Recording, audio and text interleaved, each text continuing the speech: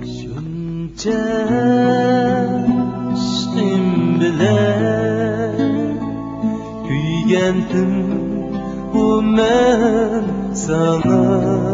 Men kasbda muvaffaqiyat qozonish uchun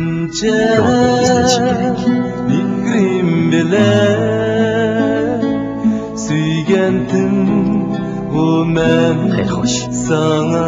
Aman. Shuncha ishqim bilan kuygandim bu men sana.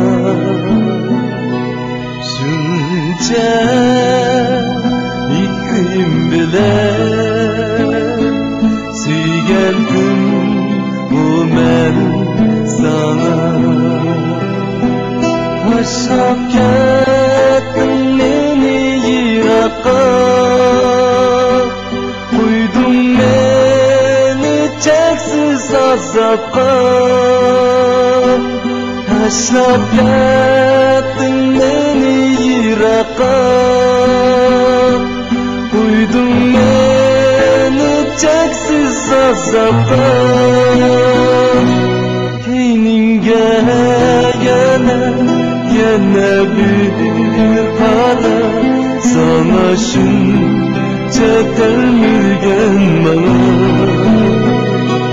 Keyningga yana bir qara sana shuncha termilgan mana.